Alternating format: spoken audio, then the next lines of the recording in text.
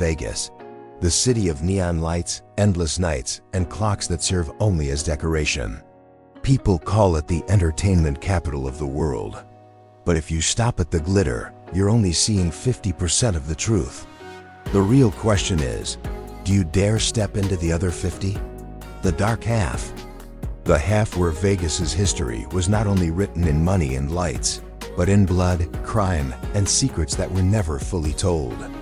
Ask yourself this: why did a city in the middle of a barren desert become the global symbol of excess? Why did this dusty little town transform into the capital of casinos, luxury hotels, and billion-dollar empires? The answer is never simple. If you think the government carefully built Vegas as an American dream, I'm sorry, you've been fooled. Behind the glittering stages and spotlights, there were invisible hands pulling the strings. Hands that didn't wear polished suits on red carpets. Hands that wore leather gloves, held guns, and knew how to make anyone disappear overnight. Las Vegas was not born from angel investors. It was born and raised by demons we call the Mafia. And if you dare to keep listening, I will take you back in time. Back to when Las Vegas was nothing but dust and wasteland. A place no one believed would ever become the most infamous sin city on earth. This isn't a dry history lesson. This is Vegas Drifter. Here, you will hear truths no textbook ever dared to write. I will tell the story. But you must take responsibility for your choice. The choice to walk with me into the dark. So let me ask you one more time. If the neon lights of Vegas blind you, do you still have the courage to look directly at the truth? If yes, prove it. Hit the like button. Comment below that you dare to face it. And subscribe to Vegas Drifter. Because from this moment forward, you're no longer just a viewer. You've become a witness. A witness to a journey into the shadows. A journey few have the courage to finish. Are you ready? Then let's begin. The origins of Las Vegas and the Nevada desert picture America in the early 20th century.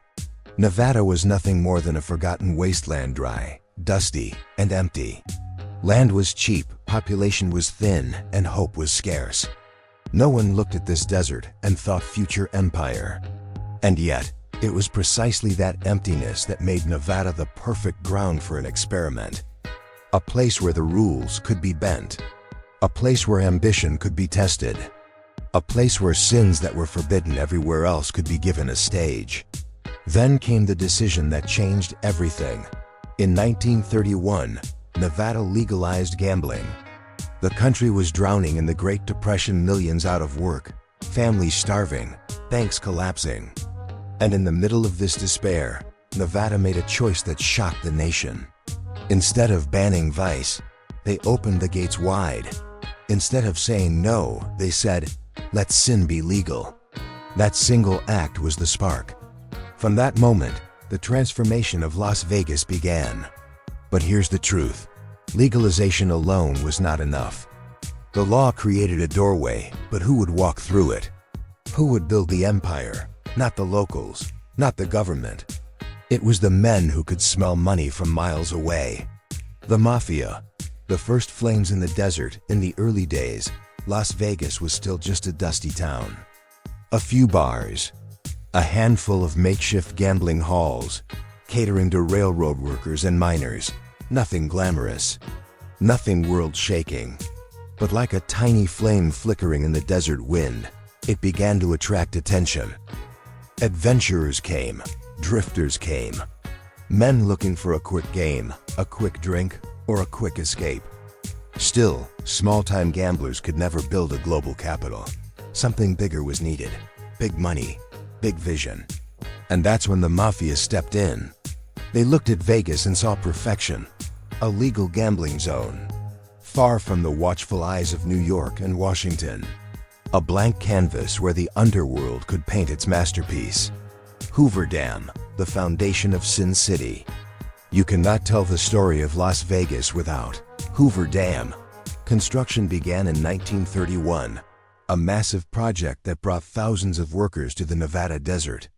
Men who needed food, men who needed drink, men who needed women. and men who, above all, needed to gamble away the money they earned under the scorching sun. Las Vegas became their playground, a makeshift town of entertainment and temptation, a place that lived by night, feeding off the exhaustion of the day. But Hoover Dam gave more than workers. It gave electricity. And electricity is the lifeblood of Las Vegas. Every neon sign that glows today, every casino, every towering hotel, every strip light owes its existence to that dam. Without it, Las Vegas would have remained just another forgotten desert stop. With it, Vegas had the power to shine, literally, against the night. Enter the Mafia, Bugsy Siegel, and the dream of the Flamingo. And then came a name that changed everything. Bugsy Siegel. A Jewish gangster from Brooklyn, member of the New York mob, close ally of Meyer Lansky. He wasn't just another thug. Siegel had vision. He didn't just see a dusty town, he saw the future. In 1946, he unveiled the Flamingo Hotel. It wasn't just a hotel. It wasn't just a casino. It was a statement. The Flamingo was designed for luxury, not just gambling, live music, neon glamour, high-class entertainment. For the first time, Vegas wasn't just for miners and laborers. It was for the rich, for Hollywood, for anyone who wanted to taste excess on a scale they had never seen before. Bugsy saw what others couldn't, that Vegas could be a city built on dreams, dreams of fortune, dreams of escape, dreams that would burn just as bright as the lights themselves. But dreams in Vegas always walk hand in hand with death. In 1947, Siegel was gunned down in Beverly Hills, 15 bullets ending his life. Why? Because the Flamingo wasn't bringing profit fast enough. The mob doesn't forgive mistakes. Bugsy Siegel built the future, but he didn't get to live in it. His blood watered the desert, and from it, the empire grew. From crime to icon, Bugsy's death didn't kill Vegas. It immortalized it. The Chicago outfit, the New York families, the Cleveland mob, they all swarmed in. They poured money into casinos, hotels, and showrooms. They used Vegas as a washing machine for dirty money, spinning fortunes into clean profits. The city became a living contradiction. On the surface, glamour, laughter, and chance. Underneath, threats, murders, and payoffs. Police, bought. Politicians, bought. Reporters, silenced or buried. Las Vegas wasn't just built with concrete and steel. It was built with blood. Why Vegas? The desert advantage, you might wonder. Why Vegas? Why not New York? Why not Chicago? Because in those cities, too many eyes were watching. Too many laws, too many reporters, too many judges who couldn't be bribed, or at least not easily. But Vegas was different. Isolated, remote. A desert oasis where the mob could experiment, where they could turn vice into spectacle, where they could rewrite the rules. That's what made Las Vegas unique. It wasn't just another gambling city. It was America's social experiment, a place where the American dream was twisted into something darker. Here, anyone could walk in homeless man or millionaire and test their fate. And here, anyone could lose everything in a single night. A challenge to you, so what do you think, hearing all this? Does it fascinate you? Does it scare you? Or does it make you realize that no empire of light can exist without shadows? If you're still here, drop a comment below. I'm still here. Because staying means you're not just curious, you're committed. And remember, this is only the beginning. We've only skimmed the surface of the dark. The next chapter will show you how the Mafia didn't just build casinos. They built an empire drenched in blood, ruled by silence, and enforced by fear. This is Vegas Drifter, and I challenge you to keep walking deeper. The Mafia and the Bloody Hands. You think of Las Vegas as a paradise of light, a place where money flows like water, a place where gamblers chase dreams, where fortunes are made or lost in a heartbeat. But the truth? That dream was built with blood, with fear, with the dirty hands of the Mafia. And trust me, once you hear what I'm about to tell you, the neon lights of Vegas will never look the same again. The invasion of the mob Las Vegas in the late 1940s and 1950s was young, raw, and wide open. Casinos were appearing, but they needed cash, serious cash, and they needed a system strong enough to control them. Who had the guts to do it? Not clean businessmen, not bankers in suits. The answer was the mob.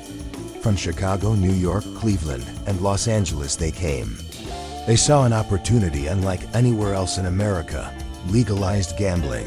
Think about it. Everywhere else, gambling was forbidden, hidden in the shadows. But here, it was law, it was open, it was public. And only those who knew how to control the shadows could seize that golden ticket. Bugsy Siegel, a vision and a bullet. The first name written in Vegas blood. Bugsy Siegel. A New York gangster with a wild temper, but also a visionary mind.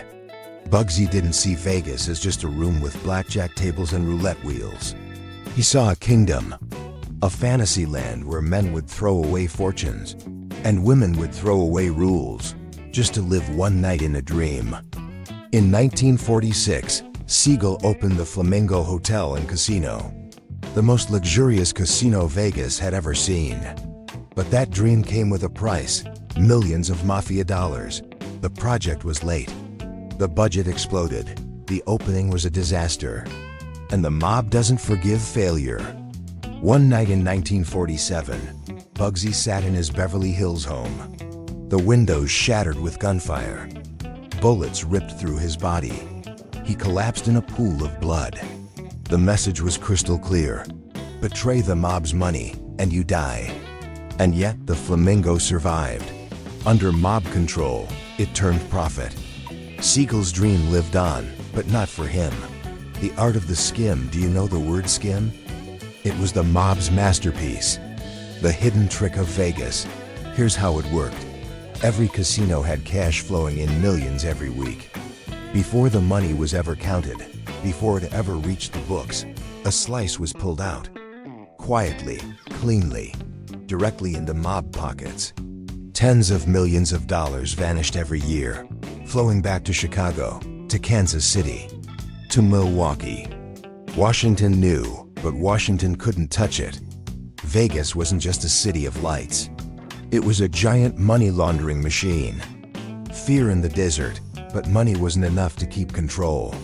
The mob ruled Vegas with fear: construction workers, casino managers, even singers on stage. Everyone understood the same thing: there were people you did not cross.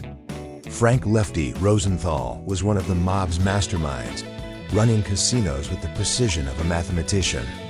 But behind him was the enforcer, Anthony "the Ant" Spilatro. Spilatro didn't negotiate, he punished.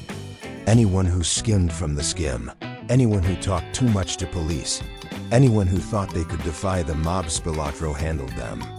With fists, with pliers, with hammers. There's a story you may have heard. Two brothers, the G brothers, tried to move into Vegas without permission. Then they vanished. Weeks later, police found their bodies buried in the desert, beaten so badly they were almost unrecognizable. Everyone knew who did it: Spilatro. But in Vegas, the law always arrived too late. The casino is a trap. The mob didn't just build casinos. They built machines for the human soul. Step inside one and you'll see no windows, no clocks. Time disappears. The lights, the sounds, the colors. Every detail is designed to confuse, to seduce, to keep you there until you're broke. You think you're in control of the cards, the dice, the slots. But you're not. The system is in control. Slowly, quietly, it bleeds you dry. And when you lose it all, the mob smiles. Because they know you'll come back tomorrow, with the same stupid hope that luck will change. Sinatra and the mob stage. Even the stars of Las Vegas weren't free. Frank Sinatra, Dean Martin, the Rat Pack. They weren't just entertainers. They were friends, allies, sometimes even pawns of the mob. Who sang where, who got contracts, who got blacklisted. Those decisions weren't made by record labels. They were made in back rooms by men with guns. Rumor has it Sinatra begged the mob for favors in his career. He denied it, of course. But the whispers never stopped. Without the mob, there was no Rat Pack. So tell me, what is more ironic than the city of freedom being controlled by the most ruthless men alive? The lasting shadow Las Vegas wasn't just a gambling town. It was a criminal laboratory. A place where the mob tested how far human greed could be pushed. And here's the truth you need to remember. The mob never really left. Yes, the corporations came. Yes, the government cracked down in the 1980s. But the foundation, the blood, the violence, the silence remains. The mob's fingerprints are still in the concrete, still in the culture, still in the way Vegas works. You think today's casinos are clean? Or have the mob's tricks just evolved hidden inside corporate accounting, dressed in business suits, traded on Wall Street? Your turn now. I want to ask you, do you think the mafia truly disappeared from Las Vegas? Or did they just put on a new mask, a corporate mask? Drop your answer in the comments. Hit like if you want me to uncover the untold blood feuds of Vegas history. And subscribe to Vegas Drifter, because here, we don't sell you the dream. We strip it bare. And I promise you, the next chapter will chill you to the bone. Blood, money, and scandals in the shadows. Las Vegas. This city wasn't built only with neon lights and laughter. It was built with blood. And if you think the mafia only ran casinos, you're being naive. Because here, every single chip on the table might be worth a human life. Tonight, I'll take you deeper into the murders that shook Vegas, into the secrets this city has tried to bury under its glowing facade. Stories that will make you ask yourself, is Las Vegas really a paradise of freedom? Or is it just a massive cemetery dressed in lights to distract you from the truth? Murders with no answers. Let's start with one of the most infamous killings in Vegas history, the death of Bugsy Siegel. Remember him? The dreamer. The gangster who dared to turn the Nevada desert into a gambler's paradise. The man who built the Flamingo. But his dream cost him his life. June 20th, 1947, Beverly Hills. Bugsy sat reading a newspaper in his girlfriend's home. A gunman opened fire through the window, 9 bullets, 2 in the head. No one was ever convicted, but everyone knew it was the mob. Siegel had lost millions of their dollars. He had crossed the line. Vegas has no room for weakness. One mistake, one wrong move can mean a bullet in the brain. Deaths inside the casinos, and Bugsy was just the beginning. Through the 1950s, 60s, and 70s, Las Vegas became a graveyard of mafia-style murders. A disloyal associate accidentally fell from the 12th floor of a hotel. A casino manager was robbed in his garage, except the thieves left the cash and only took his life. And then there was Tony Spilatro, the Ant, Chicago's ruthless enforcer in Vegas. He spread fear like wildfire. People who crossed him simply vanished, but even monsters get eaten. In 1986, Spilatro and his brother were lured to a house in Illinois, beaten savagely, buried alive. Their deaths shocked the underworld. Their story inspired Martin Scorsese's Casino. In Las Vegas, even the kings of violence could be erased overnight. Blood in the money, but blood wasn't only spilled on the streets. It flowed through the money. For decades, Vegas casinos were pipelines for laundering cash. The mob perfected the skim. Millions of dollars taken straight from casino profits before taxes, before records stuffed into suitcases, flown out to Chicago, Kansas City, New York. In the 1970s, the FBI struck back. Operation Strawman. Undercover agents infiltrated the casinos. What they found shocked the nation. Nearly every major Vegas casino was bleeding cash to the mob. Names like Frank "Lefty" Rosenthal and Anthony Spilatro weren't just in FBI files. They became legends.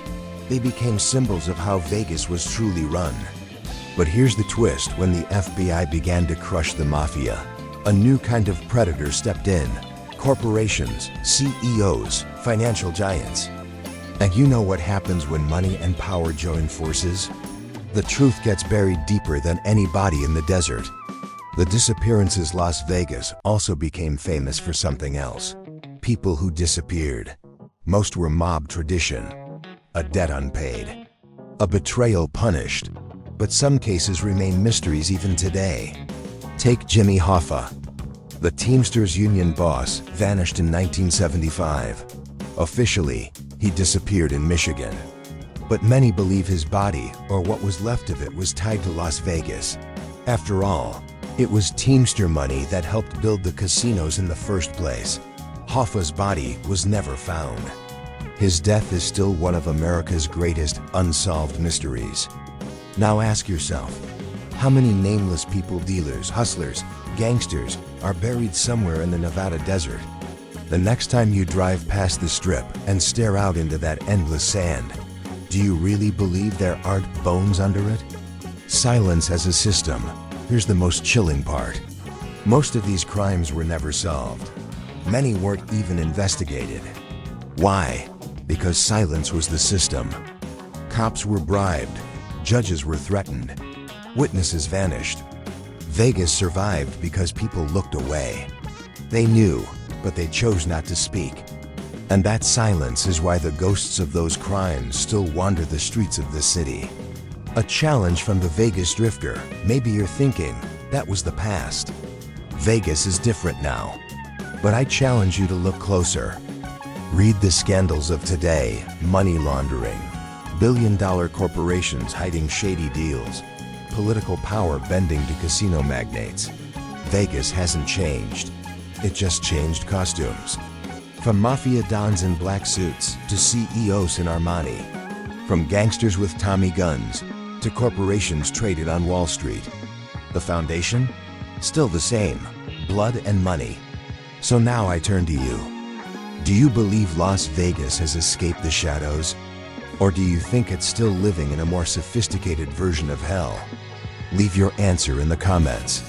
Hit like if you're ready for me to uncover the darkest secrets still buried in the Nevada desert. And subscribe to Vegas Drifter. Because the story isn't over, and what comes next might make you shiver. Secrets buried beneath the desert. Do you know what truly makes Las Vegas the city that never sleeps? It's not the neon. It's not the slot machines. It's the fact that this city never stops hiding. Every metropolis has secrets. But Las Vegas's secrets are different. They're not written in history books. They're buried deep beneath the burning sands of the Nevada desert. How many people do you think have disappeared out there? 1? 10? Hundreds? The truth is, no one can count. For the mafia, the desert was the perfect cemetery. No tombstones, no candles, no flowers, just sand, wind, and silence. Back when the mob ruled Vegas, there was one unspoken law. Anyone who betrays, anyone who owes and doesn't pay, anyone who talks at the wrong time gets a one-way ticket into the desert. And that ticket has no return. Picture this. You're driving on a lonely road just a few miles outside the Strip. The neon vanishes. The sky turns pitch black, then a shallow grave. A single gunshot. A shovel of dirt. The end. Some parts of Nevada are still whispered about as boneyards. There are no signs, no fences. But locals know. Those are the places where Vegas's ghosts sleep. And it wasn't just the mob. Politicians have blood on their hands too. Leaked documents suggest that many disappearances in Las Vegas were tied to politics. Investigative journalists, accountants who knew too much, people who were ready to expose how casino cash was laundered through banks. They vanished. Their files unfinished, their stories silenced. Even the FBI once admitted, in Las Vegas, when someone disappears, it's never a surprise. That wasn't a joke. It was the truth. In this city, silence is the only language that guarantees survival. You've heard the name Jimmy Hoffa, the infamous union boss. He vanished in 1975. No body ever found. One of the most enduring theories. The mob killed him, and Vegas, with its casinos and dirty money, was a key piece of the puzzle. Some say Hoffa's body lies buried in the Nevada desert. Others claim he was ground up and poured into the concrete of a casino. Sounds like fiction? But in Vegas, the line between fiction and fact is razor thin. One of the strangest secrets is the Black Book. Officially is Nevada's list of excluded persons. Anyone in it is permanently banned from casinos. Sounds fair, right? A legal tool to keep the industry clean. But behind the curtain, the Black Book was also a weapon. People named in it sometimes disappeared soon after. No one asked why. No one dared. In Las Vegas, sometimes being erased from a guest list was safer than being erased from life itself. But the darkest secrets of Vegas aren't just in the bodies buried in the sand. They're in the tunnels.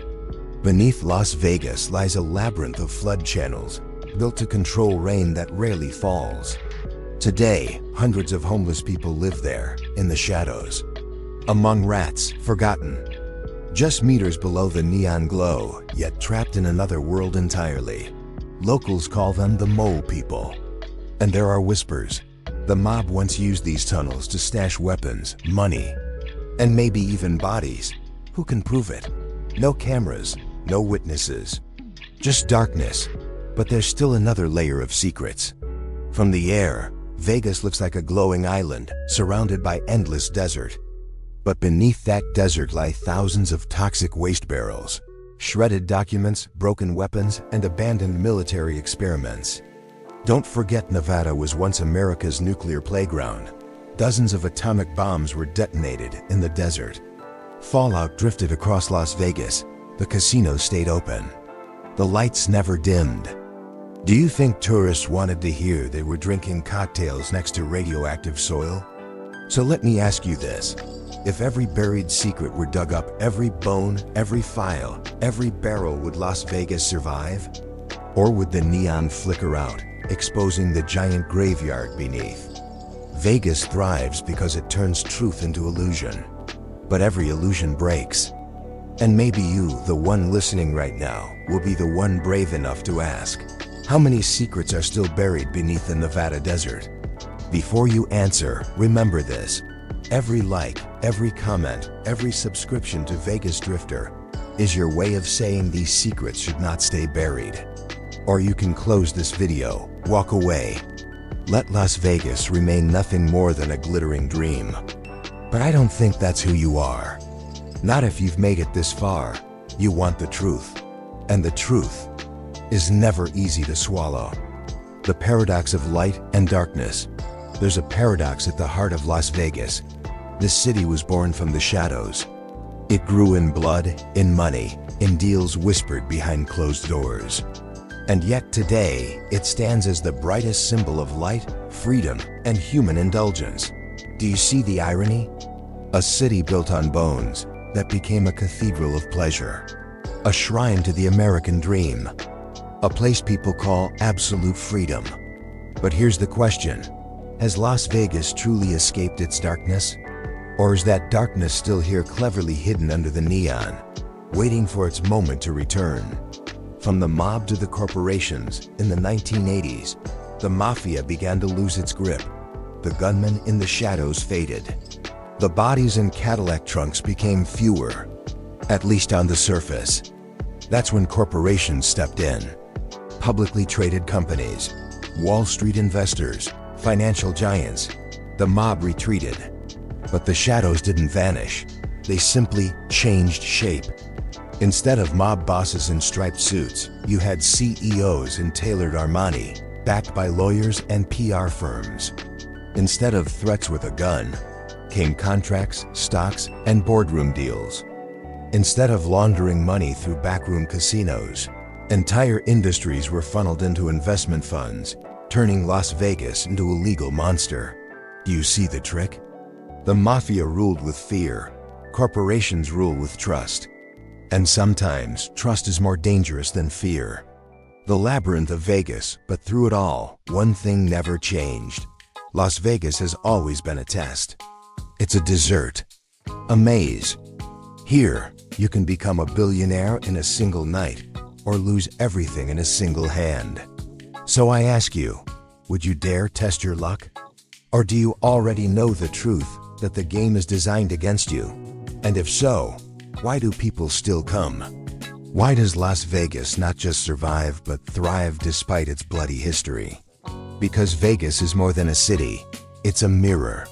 It reflects your ambition, your desire, your hunger, and your weakness.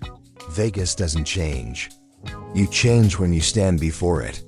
When you walk the Strip, you're not just entering a city, you're entering your own mind, where your wildest dream and your darkest urge walk side by side. The eternal question today: Vegas is the entertainment capital of the world.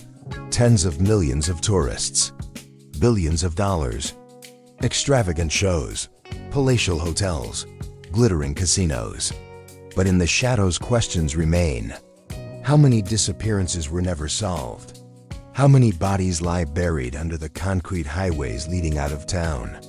How many secrets died with the men who carried them? Do you dare believe the darkness is gone forever? The immortal paradox, and so we return to the beginning. Las Vegas, city of light, or city of darkness? The truth is it's both. That's why it endures. If it were only light, it would be boring. If it were only darkness, it would be destroyed. But when light and darkness coexist, Vegas becomes a legend. This is the legacy of Las Vegas, a city you cannot ignore. You either love it or you hate it, but you can never be indifferent. It forces you to choose. Dive in and let it burn you alive. Or stay outside, forever wondering, what if I had taken the leap? Tonight, as the neon ignites the Strip once more, remember those lights are not just lights. They are shadows in disguise. And when you hear the laughter, the music, the roar of the casinos, ask yourself, how much of it is real and how much is illusion? Las Vegas has devoured millions of souls, and it can devour yours too if you dare to step inside. So tell me, what do you believe? Is Las Vegas the paradise of dreams or the hell of truth? Drop your thoughts in the comments. And if you've found value in this journey, hit like, subscribe, and ring the bell. Not because I need it, but because there are still stories out there, stories only a drifter like me dares to tell. Remember, light only shines because of darkness. And in Las Vegas, darkness never sleeps.